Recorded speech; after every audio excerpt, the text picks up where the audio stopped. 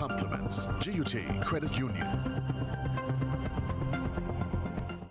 These have been tough times, and we could all use a helping hand to get through this period. GUT Credit Union gives you the opportunity to do just that without a worry. What are you looking forward to? A relaxing staycation? Brand new appliances or devices? Consolidating your debt to get more money in your pocket? Not a member? No worries. Come in and find out how you too can make the most of this offer. Or visit us today. Yes, you can have a brighter Christmas season with GUT Credit Union. GUT Credit Union. It's where you belong. News for today, the 10th day of November 2020. I'm your presenter, Odette Campbell. In the headlines this evening, a day of dread for a Dudma family as Grenadian farm worker dies following heavy equipment accident in Canada. He died of a cardiac arrest. Fontenoy man who was shot by police charged for marijuana possession. Grenadians overseas want a chance to vote in general elections here. And St. Patrick's residents assured that breakwater project concerns are being addressed. In sports this evening, another man of the match title for Grenadian playing in the Vinci T40 tournament. And in around the globe, good news in Guyana, schools reopen after an 8-month break. We'll bring you the details of those and other stories right after this message. This is GBN, the nation's news leader. This segment is brought to you by Quartz Grenada Limited. Despite the situation we now face, one thing is for certain. We will get through this together. As much as we are a part of your community, you are a part of who we are. Let's take care of each other during this time, as we always do. And soon, we know that with the dawn of that new day, all of this will be over, and our land will once again be healed. In the meantime, stay safe. Know that we're here for you. Quartz, bringing value home. Well, they say when it rains, it pours. Last evening, we had some stories that caused a tug on the heart, and tonight, the bad news continues. It's been a tough day for a Grenadian family and the consular officials who represent Grenada in Canada.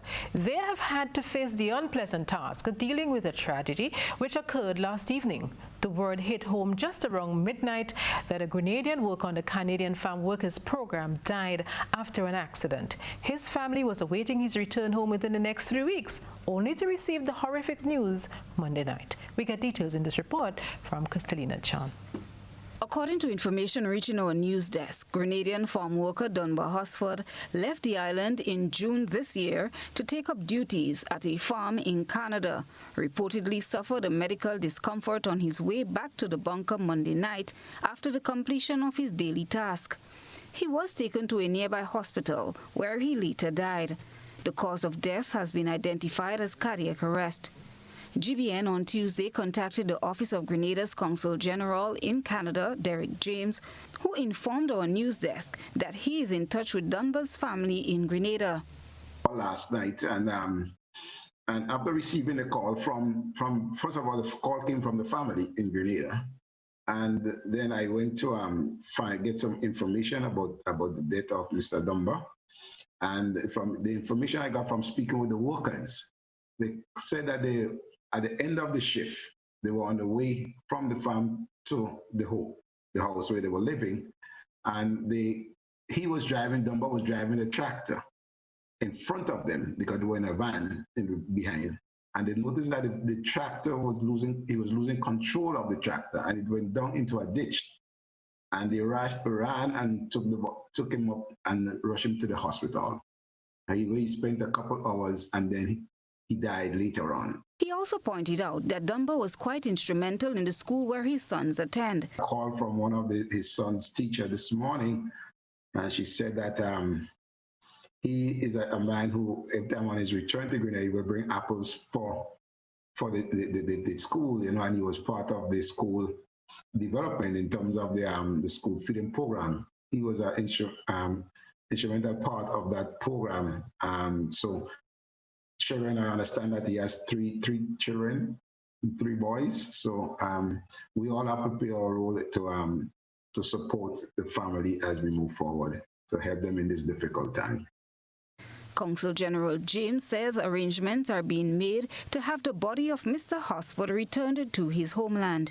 We have, I have spoke to the family this morning, so they could give me some information that is concern, and I have already relayed that information to the Eastern Caribbean Liaison Office. They will be contacting a funeral home here, and the body will be repatriated. Now, there's all the workers here have insurance coverage for situations like that. So we are going to ensure that that takes place in a timely manner as soon as we could get the body home. Mr. James said he also established contact with the Minister for Foreign Affairs and Labour, Peter David, as well as co-workers of Dunbar and the liaison officer who visited the farm on Tuesday. A number of these seasonal workers, which include Mr. Hosford, were due to return home by this month's end. Consul General James extends his sympathy to the family of Mr. Hosford. Meanwhile, Minister David expressed sadness on the passing of Mr. Hosford and extend condolence to his family and his colleagues on the farm in Canada. In a press release issued on Tuesday by the Government Information Service, it says that the Ministry of Labour was informed about Mr. Hosford's death on Tuesday morning from the OECS Eastern Caribbean Liaison Service in Canada that administers the program in Canada on behalf of the OECS. Permanent Secretary in the Ministry of Labour, Ms. Lima Frederick, and Labour Commissioner Cyrus Griffith are expected to visit the family of the deceased to offer support and express their condolences. Christelina John, GBN News. And we here at the GBN do express our sincerest condolences to the family and affiliates. One of our employees at the GBN is an associate because her father also worked with that gentleman. So it's been a tough time, and we do extend our condolences to the family and all associates. 2020 is proving to be a very difficult year, but I'm certain we'll make it. Moving on, the Breakwater project in St. Patrick is on the government's agenda. The assurance has come from state officials who have been responding to residents who have voiced concerns that the project has undermined their properties. We get details in this report. Parliamentary Representative for St. Patrick West, Anthony Boseman, said government is working with residents impacted by the Breakwater project in his constituency. During a recent news conference, Boseman said that 3 weeks ago there was a meeting between residents and an environmental group. We held several meetings with the residents. Up to about 3 weeks ago, there was a meeting with the environmental group from Mount Craven. I can't recall the full name, and that was the number one topic on the agenda, because there are concerns, and I cannot fault them for expressing concerns with regards to the erosion. The intention of the project was to protect the parish's coastline from further destruction as a result of climate change. But over the past few years, properties close to the coastline have crumbled, while others have undergone significant foundation damage. Boseman spoke to some of the decisions taken thus far. So far, we have assisted about 4 families to relocate by providing them with building materials, because they have opted to relocate once they get assistance from government. About 4 others have decided, we have offered them alternative residence in the housing complex being built by the Chinese in the villa, and they have accepted that.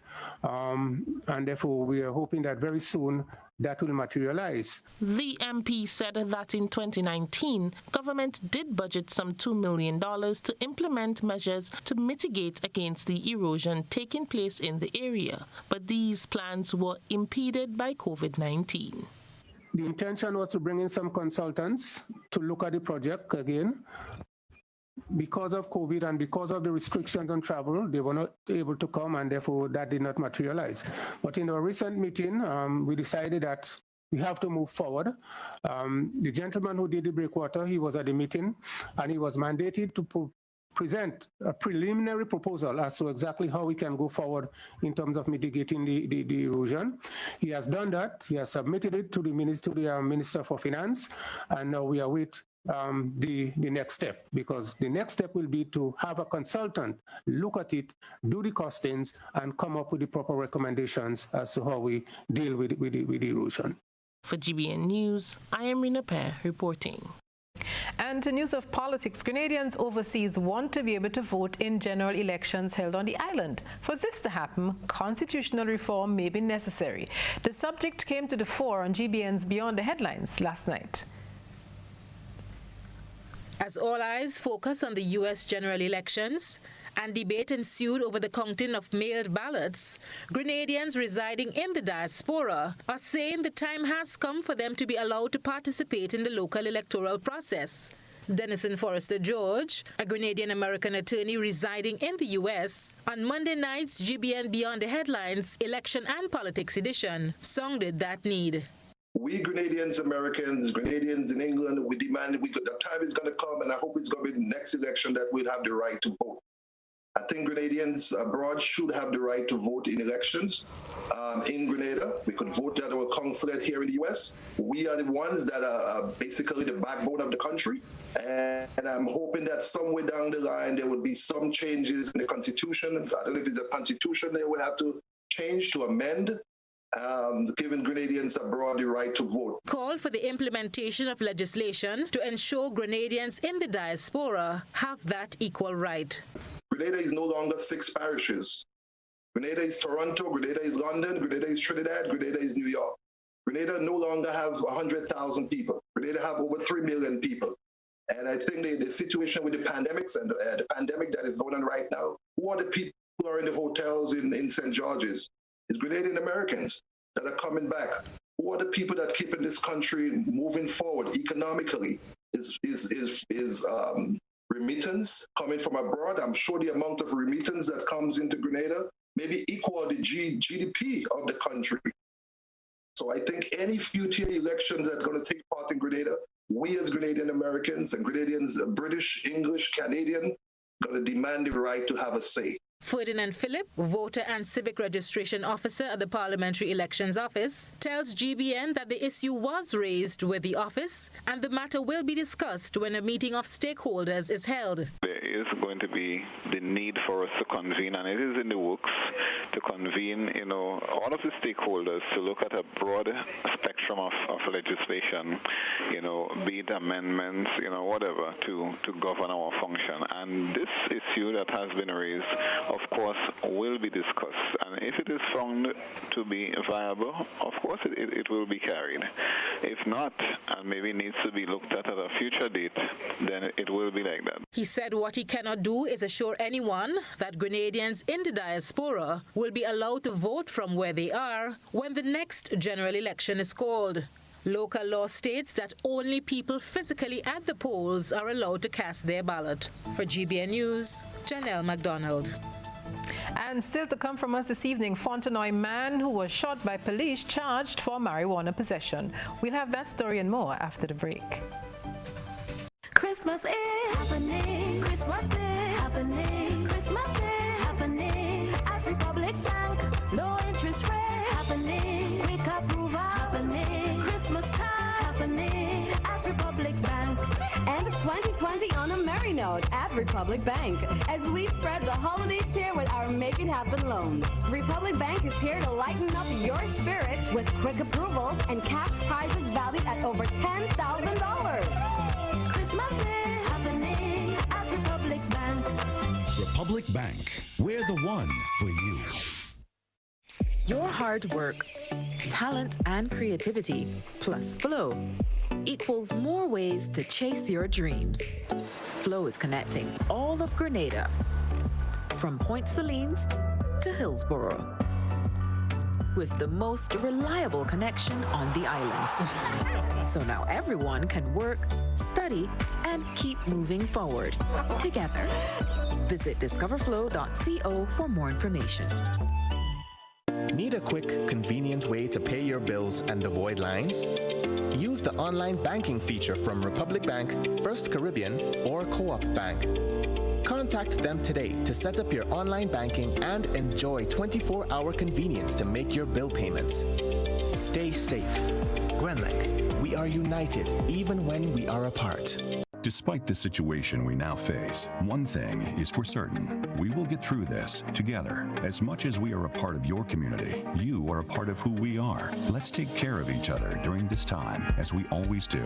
And soon, we know that with the dawn of that new day, all of this will be over, and our land will once again be healed. In the meantime, stay safe. Know that we're here for you. Courts, bringing value home. It's new, innovative and classy, and it cut above the rest. Your one-stop shop for bathtubs, kitchenette, customized doors and windows, and even a new paint job. We also sell quartz and solid surface countertops. At M&N Hardware, we offer best prices, excellent service, efficiency, and reliability. Visit us at Dusty Highway, Grandin, St. George, or call telephone number 440-6757. M&N Hardware, from foundation to roof. Let's build together. When I need shelter, warmth, security, I know you'll be there. Something in these moments lets me know you care. Maybe the way you shield me, maybe it's your smiles and the way you tell me it's okay to try. Now I'm invincible. I can pack my sack. I can take the long road, 'cause it's okay to look back if I am scared. I know you're there. Arise, together there's no limit to what we can do.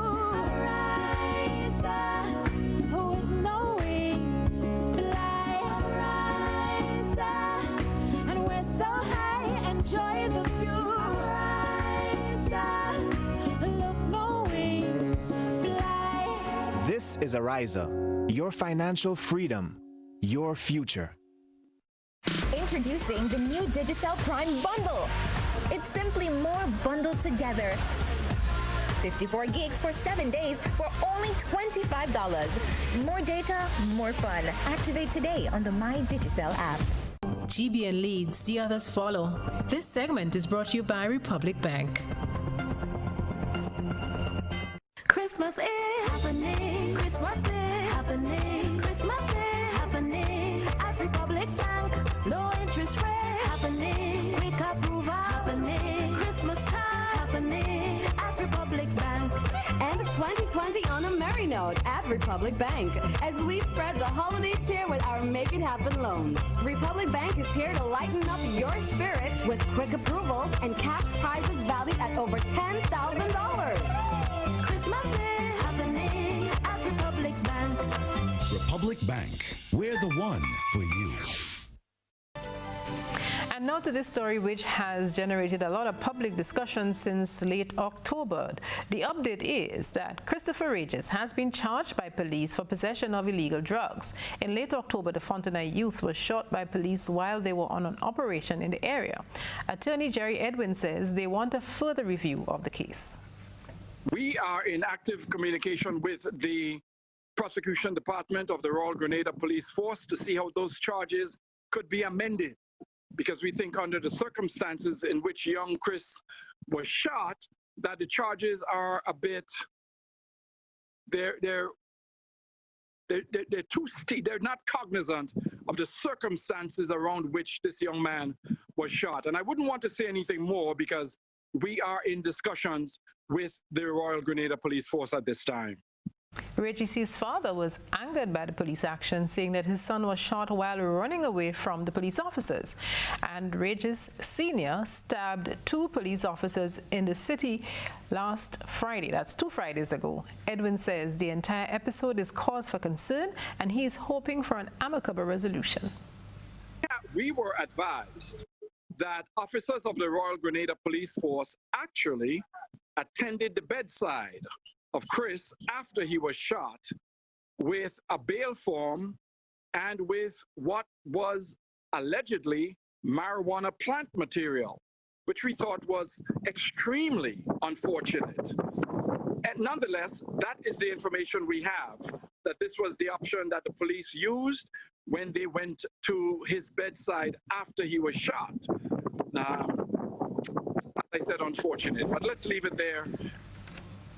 And of course, GBN will continue to monitor the developments in that case and bring you the updates as they become available.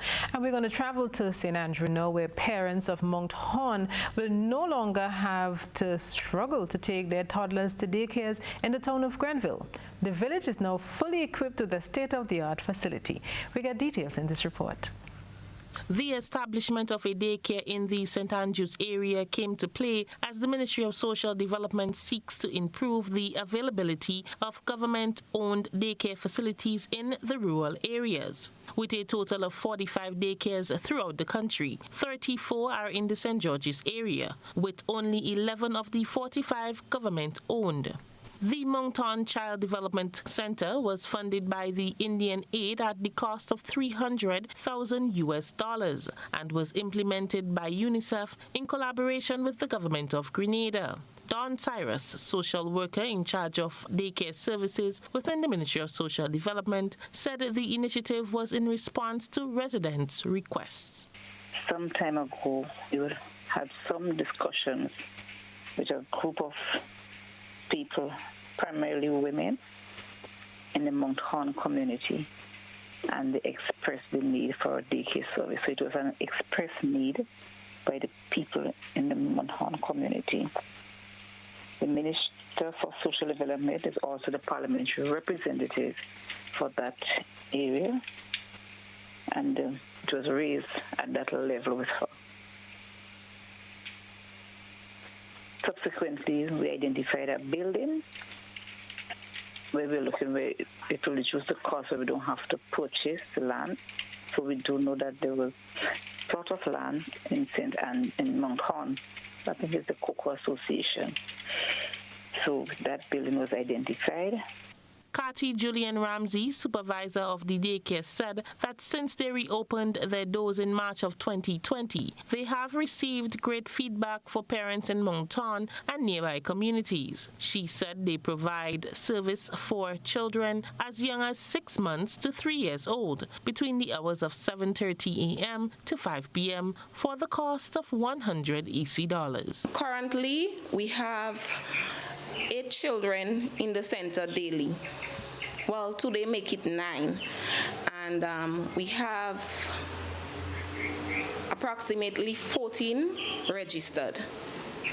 Unfortunately, 2 of our children had to leave us because one went on to preschool and the next one, she changed residence.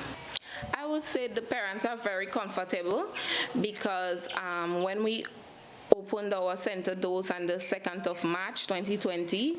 Some of the children who was initially here before the COVID lockdown, they returned. So I would say that the parents must have been comfortable to return their children to the center.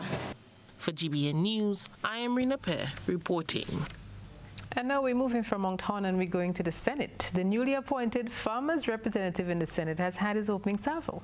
Roderick Sinclair made his debut in the Upper House of Parliament on Tuesday following his appointment to the position several weeks ago. GBN's Jared Joseph followed today's sitting and sent us this report.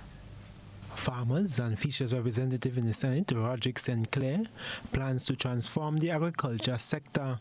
Sinclair, who replaces Dunstan Campbell, who resigned due to medical challenges, delivered his maiden speech on Tuesday.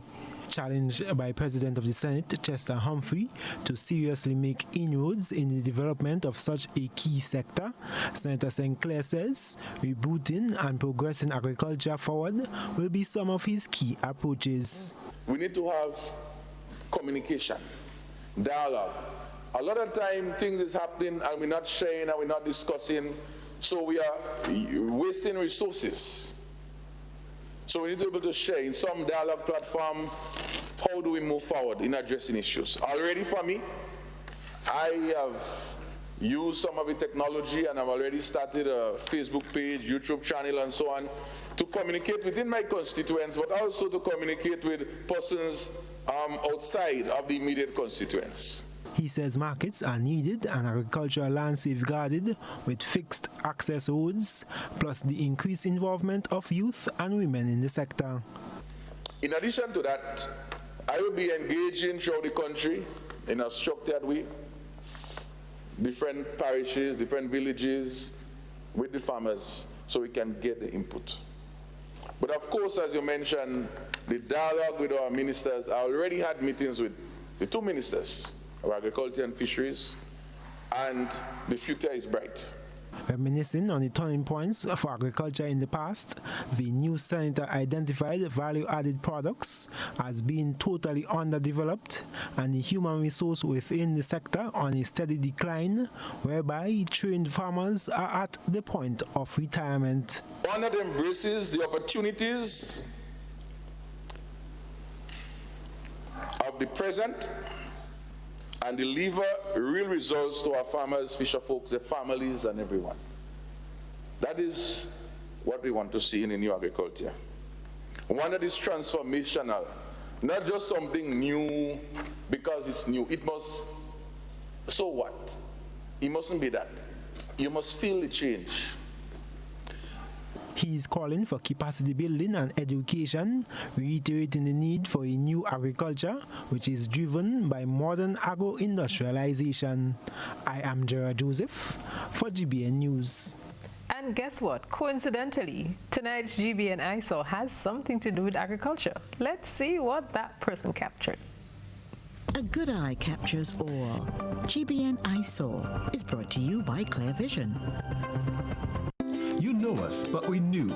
You feel at home with every visit.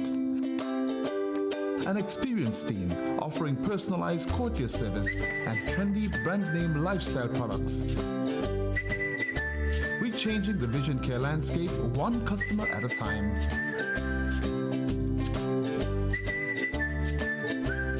Clear Vision Eye Center. People and technology coming together to help you see the world with a clearer vision.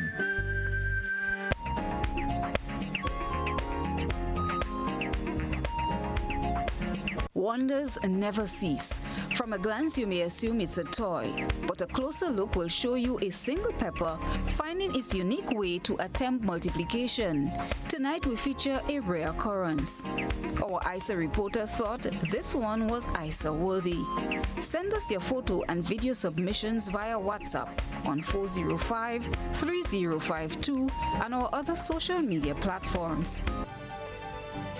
And the social media, it can do wonders. We have an interesting story coming up. A request for a swimsuit, thousands donated. We bring you that detail just now. Ladies and gentlemen, we are down to the 10th edition of YT Virtual Bingo. Have you tried it yet? Then what are you waiting for? Join the fun online Sunday, November 15th from 6 p.m. and you can win $10,000 US. Yes, $10,000 US. Tickets are only $10 US. Get yours today at gotofed.com or from numerous box offices island-wide. Don't miss the 10th edition of YT Virtual Bingo. Sunday, November 15th. It's the new way to play bingo. How going on, boy? Hey, good old things. Hey, Daisy. Yeah. Boy, in line, boy. Your house looking a real good day. Boy, it's thanks to the hard-working and professional staff at the Housing Authority of Grenada. They handled me real nice. They did my plan, they did the construction, and I didn't even have to worry about a thing. They were there with me every step of the way, supervising the job, asking me about my concerns, giving me feedback as the house took shape. They were there from start to finish, and even put the keys in the palm of my hand. I give them an A++ for customer service. Oh, it's people from housing bad, boy. Boy, not bad. Excellent. If you're thinking about constructing your home, why not consult the Housing Authority of Grenada? You could visit them right down in the Sandino complex or give them a call, 440-1015 or 440-1016. Or check out their website, hag473.com. They go handle you. They go jog your blocks, they go draw your plan, they go tote your materials. Hey man, where you going? The Housing Authority of Grenada is your choice for affordable housing and a stress-free construction experience. Real Value IGA Supermarket, serving our community. Think Real Value IGA Supermarket today. Real Value IGA Supermarket keeps the savings flowing when you use your Real Value IGA Supermarket frequent shopper card. Excuse me, ma'am, do you have a shopping card? Yeah, sure. Real Value IGA Supermarket, where good food begins. Rubus is giving you more ways to win because you deserve it. Spend $50 or or more in Ultratech fuel or purchase a Rubigas refill at any Rubis service station and get an entry card. Win one of 5 amazing grand prizes worth $2,500, including Ultratech fuel, cash, groceries, bill payment vouchers, and home furnishings. Each grand prize winner gets to donate $500 to charity too. Plus, win exciting weekly prizes, including electronics. Make sure you're in with a chance to win. Win with Rubis. You deserve it.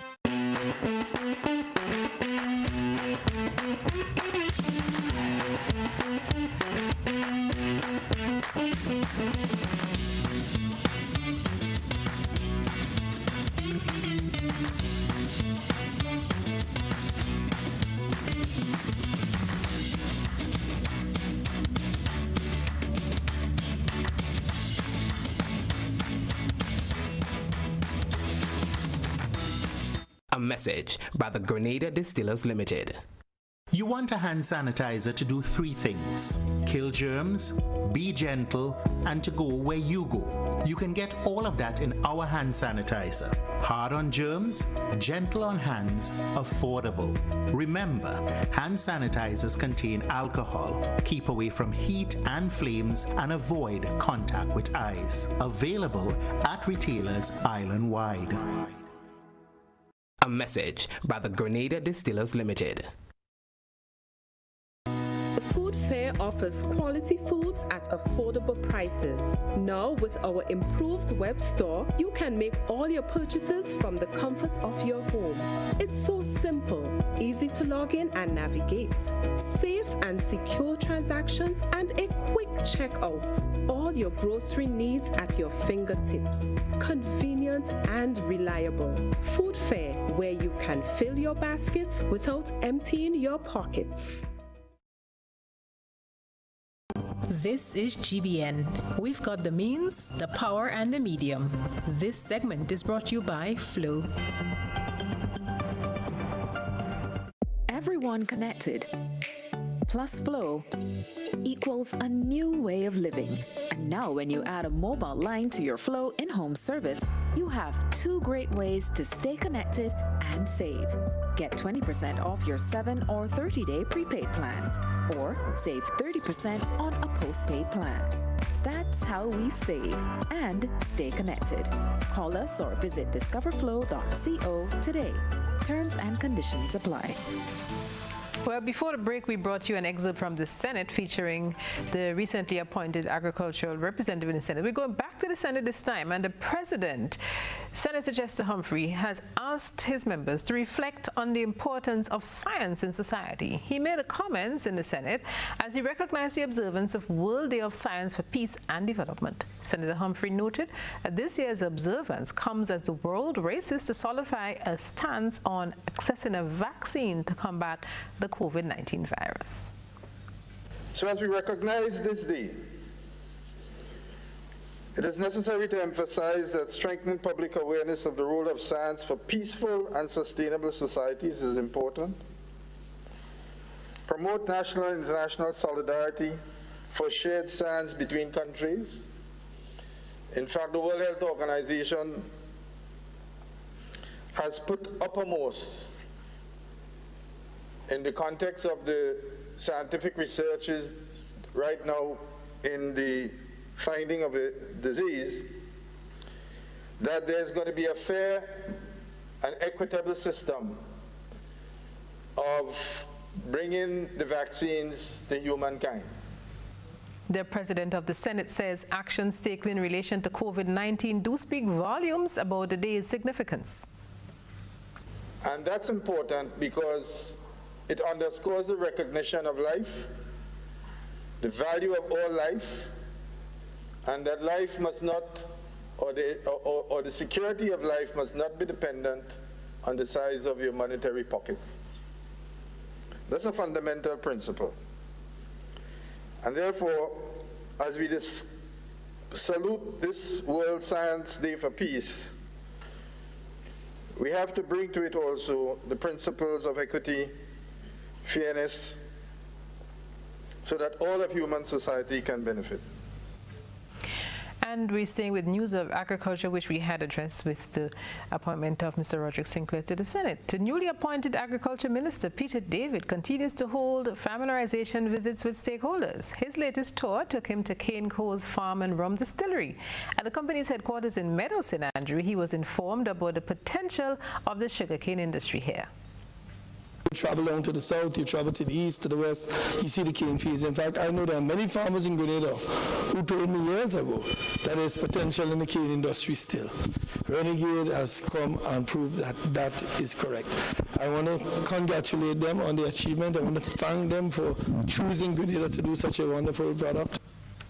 Minister David underscored the significance of the project and the extent of its contributions to the country's economy.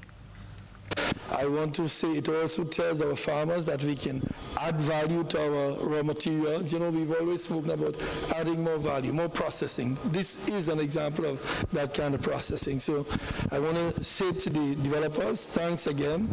I want to urge other persons in other sectors to do the same thing. Because if we do things like this, then we will be getting, rather than exporting raw materials and importing the manufactured goods, we will be exporting the manufactured goods and getting all of the value that can be got from doing that. So again, this amazing factory here producing an amazing product is the kind of thing I would like to see as Minister for Agriculture in more sectors in Grenada. And now to that social media story that we told you about. From one request for donations of swimsuits to thousands received from just a single post on Facebook. Christina John tells us more. Deb Iswood, in charge of Swim Grenada, says the support to obtain swimsuits for young swimmers throughout the country is overwhelming. From a post on Facebook, hundreds reached out with contributions that were enough to purchase 1,000 swimsuits. However, Deb says she is especially grateful to Sanders Grenada for getting the supplies shipped to Grenada. The thing I'm so grateful about, and the reason I'm here today, is to thank the Sandals Foundation, because I called Dillian Forrester at Sandals and I asked if there was any way they could help, like with transport. And she immediately said yes. She gave me an address in Miami to ship everything to. And so last Thursday, we had 25 boxes of swimsuits and goggles and caps all show up in Grenada. That was so exciting. The swimmers will be distributed over the next month to youngsters who are part of the Swim Grenada Saturday program at their 9 locations around the country, free of charge. So anybody that's in one of the programs will get them, and then I'm happy to distribute them to organizations that need them. They just need to get in touch with me, like the children's homes, or if you feel that there's a need, you can call me at 404-5237 and we can just work it out. 1,000 swimsuits is a lot of swimsuits for Grenada. We really want to encourage everyone to get out and learn to swim. Nobody should not swim because they don't have a swimsuit. That's for dang sure. So Eastwood says she's pleased that they are nearing their target of having 8,000 Grenadians swimming by the year 2021. Obviously, it slowed down. We're not doing any swim programs right now because there's no after-school programs. But we're hoping maybe in January that will open. But the good news is we're doing the community programs on Saturdays. We had a nice swim week, July 6th to the 10th, where we taught 747 people to swim. So our numbers are our goal, you might remember. Our goal is to teach 8,000 to swim by 2021, which is just around the corner. And we are at 7,000. So even in spite of the coronavirus, we should hit that target. Christina John, GBN News. It's not all that bad. We do get these positive stories, and we want to thank Christina for always digging those out for us. This is News at 7. You won't want to miss the sporting developments. The Wagati Knockout Tournament continues this weekend. We have the schedule, and we'll hop over to St. Vincent where our Grenadian guys are doing well. We have another Man of the Match title under our belts. You won't want to miss that. Do stay with us. Communal, we are adapting to meet the changing needs of our shareholders and members. Times are changing, and with the changing times comes a whole new way to do business. Our parents may have done their banking a different way. Communal's state-of-the-art online banking and international debit card allows members to do business with great ease. It's like literally having a branch in your very own hands. Need a loan? Apply online from the comfort of your own home anywhere in the world, and your request will be dealt with remotely. Want to transfer between your accounts or another shareholder? No wait time for transactions to update. Voila! Who needs receipts when you can receive them via e-statements on your mobile device and save the environment? Not a communal member? You can join our family today by applying online. At Communal, we see you working hard to ensure that you save, invest, and grow. Communal, join us today. This will be the best financial decision you have ever made. Are you looking for quality herbs and herbal supplements? Or are you thinking about having a complete body cleanse to jumpstart your health? Then no need to look further. Visit Nirvana Natural Health Clinic, Detox Center, and Natural Health Store. We carry a wide range of herbal products for kidney and gallstone cleansing, male sexual enhancement formulas, asthma and sinusitis, gas and bloating, acid reflux, constipation, arthritis, imbalanced hormones, female health issues, liver cleansing, weight loss, and so much more. Also available, colonic irrigation, holistic health consultations, essential oils, and diffusers. Look out for our online natural health store coming soon. Call 231-6642 for 18-7115 or 449-7753 to find out about our delivery options or to book an appointment. Visit us at Belmont St. George's, close to the Fallage, Monday to Saturday, 9 a.m. to 6 p.m. Nirvana Natural Health Clinic. Detox your way to health.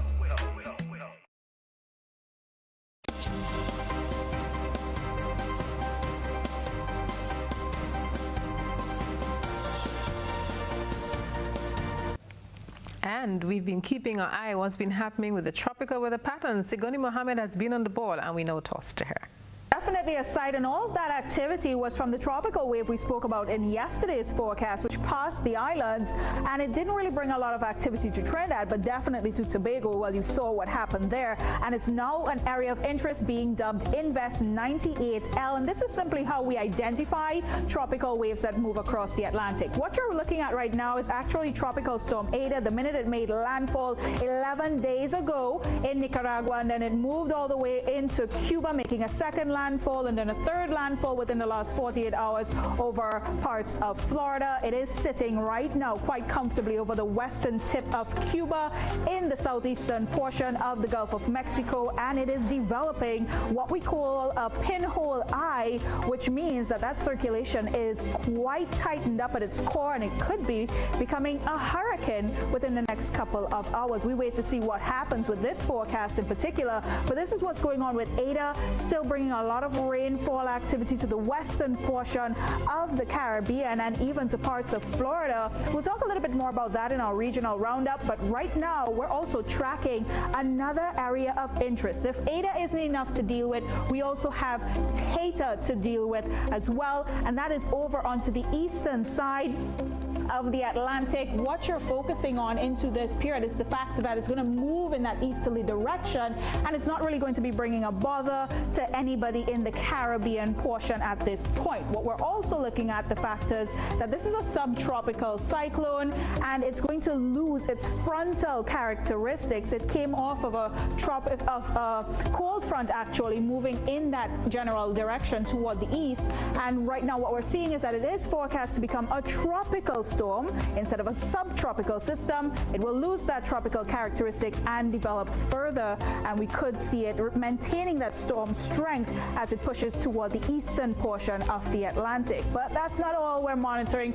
We still have Invest 98L to look out for within the next couple of hours, the one that caused all of the rain in Tobago just 24 to 48 hours ago, and also brought a lot of wet weather to the eastern Caribbean islands. Flooding, landslide, mudslide activity, raging seas as well. These are some of the impacts that were being seen and observed across the eastern Caribbean into the last couple of hours. Right now, conditions have settled down somewhat, but we still see a lot of moisture being pulled away from this particular tropical wave that is forecast to move in a westerly direction, pretty much following Eta's track, and we could see development into a tropical depression or tropical storm storm within the next couple of hours. If it does do that, well, we're looking at the next name on our hurricane list, and we've already dipped into the Greek alphabet. And guess what? We're going into Iota. Could this possibly happen? If it does, it will be the 30th named storm ever in the history of recording for Atlantic hurricane seasons. So this year, 2020, most definitely breaking records even in the hurricane season. We wait to see what will happen with that. Closer to home, let's focus on what's going on for us here in Trinidad and Tobago, because we haven't been getting a lot of activity from this system, and I know many of you are thinking, thank God it's not really impacting us at all. So for the rest of the evening, we aren't going to be impacted by it at all. We are seeing some moisture, however, toward the north, but as the evening progresses for us, mostly clear skies. You're expecting that breezy spell as the evening progresses, and with it, still 1 or 2 patches of cloud. That will bring in the possibility of a shower or two, mostly into the pre-dawn hours of tomorrow morning, and we could see those temperatures dropping to a comfortable 24 degrees in Trinidad, 25 degrees Celsius in Tobago. Into tomorrow's forecast, between sunrise and sunset, it is quite a pleasant picture for the islands. We are expecting that mixture of sunshine and, well, warm temperatures with a few spotty clouds in between, bringing us an isolated afternoon shower. But notice our highs quite comfortable across both islands. 31 degrees Celsius in Tobago, a nice 32 degrees Celsius is in the forecast for Trinidad. Temperatures may just peak though, and if it does, well, we'll be sure to update you on that on social media. So that's a wrap on your forecast. Ladies and gentlemen, we are down to the 10th edition of YT Virtual Bingo. Have you tried it yet? Then what are you waiting for? Join the fun online Sunday, November 15th from 6 p.m. and you can win $10,000 US. Yes, $10,000 US. Tickets are only $10 US. Get yours today at gotofed.com or from numerous box offices island-wide. Don't miss the 10th edition of YT Virtual Bingo. Sunday, November 15th. It's the new way to play bingo. Tropical shipping is fast and reliable. Always on time, safe and affordable. Friendly staff here to connect you. Tropical worldwide, you must get you. Shop online and you get it on time. Hassle free to meet your deadline. Consolidate any size, any load with Tropical shipping, so we ship everything. I can't wait to ship with Tropical. Can't wait. No package too big, too small. I cannot wait to ship with Tropical. You have no package too big, too small. Just ship with Tropical. Local agents, George F. Huggins and Company, Grenada Limited. Telephone number 440-8787 or visit our website at www.tropical.com. Email us at grenadasales@tropical.com. Tropical Shipping, committed to island life. A message by the Grenada Distillers Limited.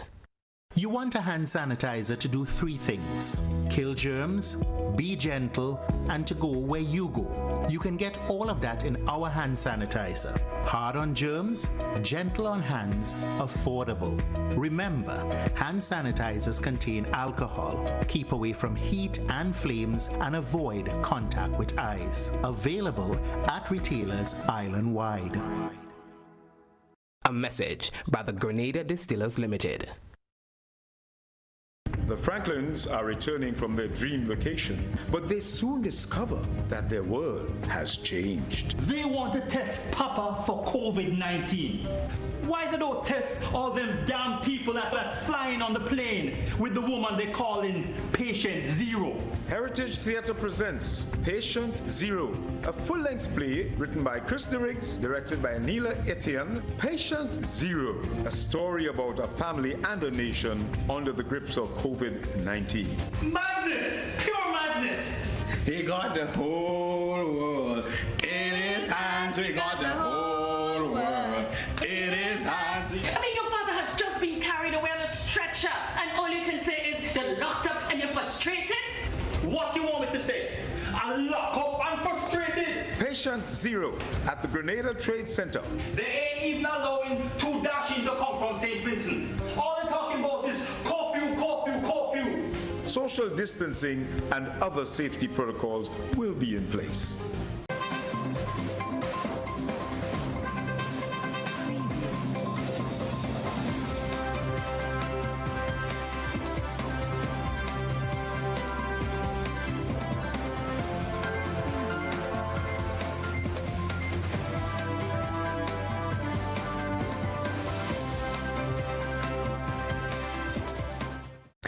Well, good evening, sporting fans. Tonight, we start you off with an update on the local football calendar. Hard Rock and Cameron will open the round of 16 in the opening salvos of the Wagiti Knockout Football Tournament this weekend.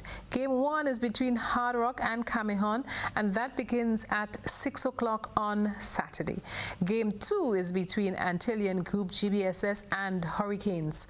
Although combined Northerners defeated GBSS in round 1, they forfeited the game as a result of fielding an ineligible player. And moving on to Sunday's lineup, it will be a North Stars Fontana United tussle in Game 1, and that begins from 5 o'clock in the afternoon. And the final showdown of the night will be between St. David's. They will be taking on Happy Hill from 7:30. All matches will be played at the Kirani James Athletic Stadium.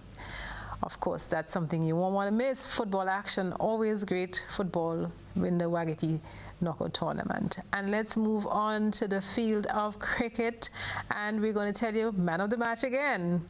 In the T10 tournament in St. Vincent and the Grenadines, Grenadian Emmanuel Stewart stepped up and helped the Botanical Gardens Rangers take a win again, this time against the La Soufrière Hikers.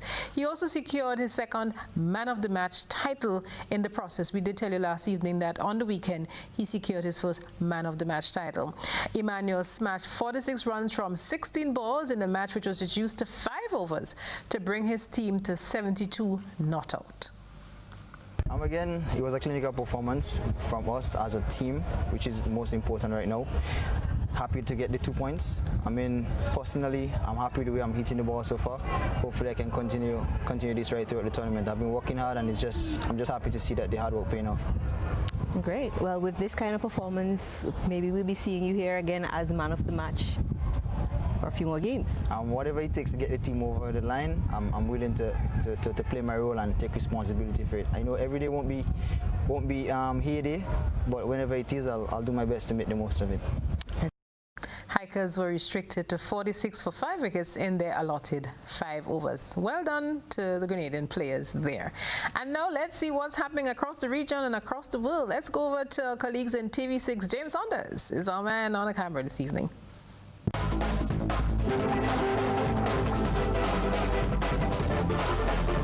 So glad he can join us. Well, he might be in the water, but he's blossoming well, as Dylan Carter has broken a couple of records again today. Well, that's in Budapest, Hungary at the International Swimming League. On paper, Carter managed the 7th place finish in the 100-meter butterfly. However, his impressive 50.70 seconds is a new personal best and national record, and that is bettering the previous national mark of 52.81 set by Joshua McLeod. Well, he didn't stop there, as Carter was flying again the 4x100-meter freestyle. He clocked 46.56 seconds, which was the fastest first leg of all 8 teams in the race. It also bettered George Bavel's mark of 47.06 seconds. Carter's LA Current, however, finished in 8th position. The swimmer also competed in the men's 4x100-meter medley relay. Match number 10 concludes tomorrow before the 2 semi-final stages, and those run from November 14th to the 16th, and the grand finale takes place on November 21st and the 22nd. All right, New Zealand, make room. We're coming across as the West Indies continue their preparations, and that's to face the Kiwis in their 2nd week of quarantine. Assistant coach Roddy Eswick reminded all that this is not England, and adjusting to the Kiwi condition is paramount. If you assess the pitch early, you would know what length to bowl, what line to bowl, and then you work out which batsman you're bowling at, and you're trying to work out their strengths and weaknesses. So it's all about assessing very early and sticking to your game plan. And I find in New Zealand as well, something you've got to be very, very patient, because the outfields are very, very quick, and all your bad balls are punished. So it's all about being patient, being aggressive, and assessing the pitches correctly. All right, seems legit. It's a hip and hooray for this female West Indian cricketer, as the Andrew Dutton and the Trailblazers, well, they are the 2020 Women's World T20 Challenge champions. Well, the Trailblazers defeated Shakira Selman Supernova by 16 runs today in the final in Sharjah. Dutton opened the batting with Shrimriti Mandana, as the duo put on 71 for the first wicket. Unfortunately, that wicket was Dutton's, who was skied one to be caught for 20. A drop catch which earlier got off the hook. But today belonged to Mandana, who batted all scorers with 68, which was needed as no other batter contributed significantly, won 18 for 8 after 20 overs. Radha Yadav took 5 wickets. Shakira Selman bowled 1 over with no wickets, conceding 7 runs. While Harmanpreet Kaur was the top run getter for the Supernovas with 30. They were frustrated by Salma Khatun, who took 3 wickets, aided by some spectacular fielding as you just saw. Selman remained not out for 4 as Supernovas fell short of the target, 102 for 7, going under by 16 runs. Congratulations to the Trailblazers, the 2020 Women's T20 Challenge champions.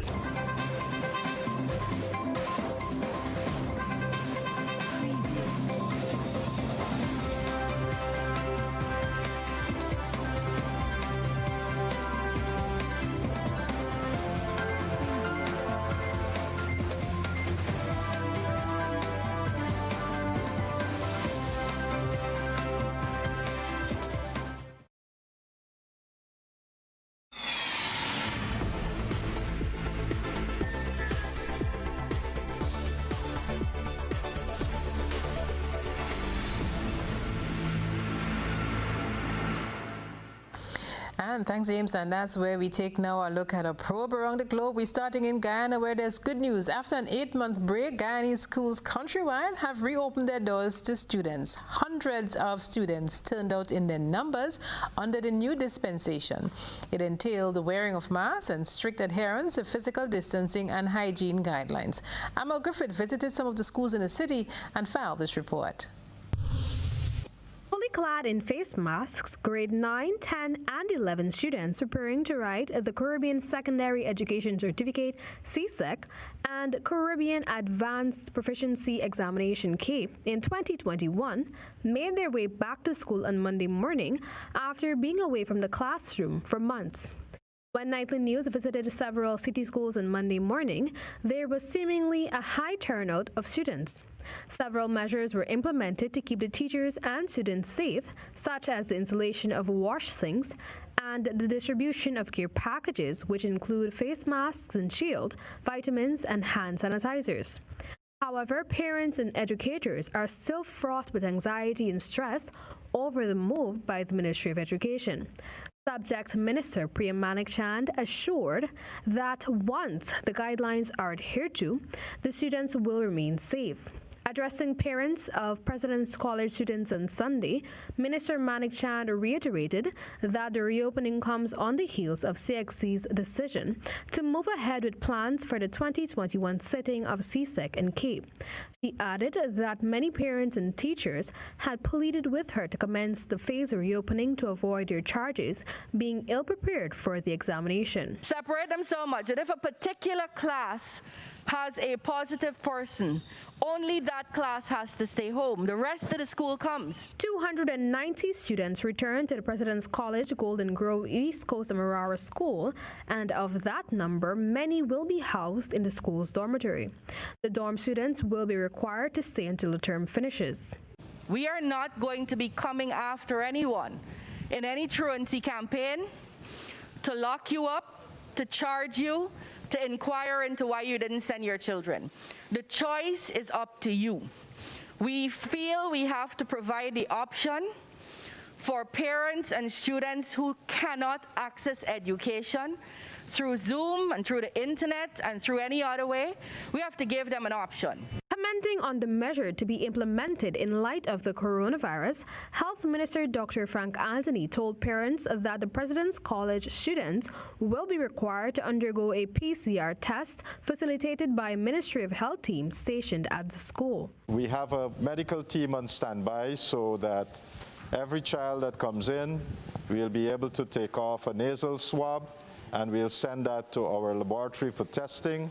The decision to reopen school amid the skyrocketing COVID-19 cases and deaths in Guyana has been met with widespread criticism from members of the public, the APNU-AFC, and Guyana Teachers Union. Last week, General Secretary Coretta MacDonald described the move by the Education Ministry as reckless, ill thought out, and uncaring. As of Sunday, Guyana had recorded 4,514 cases of the virus with 136 related deaths. Amel Griffith reporting for the HGP Nightly News. And we're moving further afield this evening. Georgia's opposition supporters continue to protest against the results of last month's parliamentary elections. On Sunday, police used water cannons to disperse hundreds of protesters outside the Central Election Commission, where they had been demanding a new poll. Al Jazeera's Robin Forrester Walker reports from Tbilisi, Georgia. Georgian politics is back on the streets just days after a parliamentary election which opposition parties claim was rigged. The opposition has promised to boycott parliament until new elections are held. It's not a good decision by us. We don't like the decision. For European Georgia, participating in democratic institutions is a crucial value. But sometimes you have the choice between bad choice and even worse choice. So entering the parliament in these circumstances could be endorsing the nihilism towards a chance of free elections. The governing Georgian Dream Party picked up almost 50% of the vote on October the 31st. Dashing hopes by opposition parties that they would win enough seats to form a coalition. They say there is evidence the Central Election Commission manipulated the result by 10% in the government's favour. The dispute turned violent on Sunday. Police used water cannon on protesters who'd called for the head of the Election Commission to resign. The government said police acted lawfully. 19 people were arrested. I would like to thank law enforcement for acting safely and using restraint to prevent an assault on a state institution. Friends, we may have different political views, we may represent different political parties on different platforms, but we must remember that we all share our homeland. And now we're going to Lebanon, which has imposed a 2-week nationwide lockdown starting Saturday to stem the rise of COVID-19 cases. Authorities have been reluctant to shut down for a second time as the country struggles under a financial meltdown. But hospitals are overwhelmed. Al Jazeera's Zina Kora reports from Beirut, Lebanon. Lebanon is losing its battle with coronavirus, and the winter season has yet to set in. Doctors are treating patients in this hospital's emergency wards in Beirut because beds are no longer available. The country's health sector is overwhelmed. We are seeing too many patients that are going from hospital to another for mainly 2 days, 3 days, over 3, 4, 5 days, just looking for a hospital to receive these patients. And these patients, they are not finding a place to be admitted.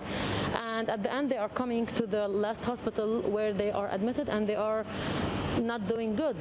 More than half of the nearly 50,000 active cases in a nation of 6 million people have occurred in the past few weeks.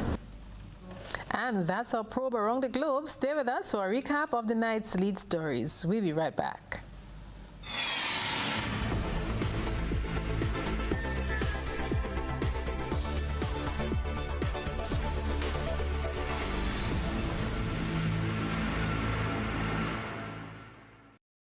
Recapping the main points in the news this evening, a day of dread for a Dudma family as Grenadian farm worker dies following heavy equipment accident.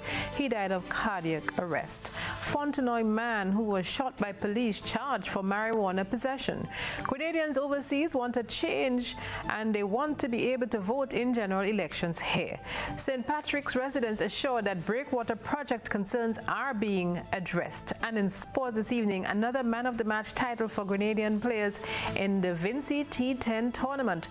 And in around the globe this evening, Guyanese schools reopen after an 8-month break. On behalf of the entire news team, I'm Odette Campbell. Just in case you missed any part of the news, you can check it out on our social media pages, YouTube channel and the Facebook page. See you again tomorrow.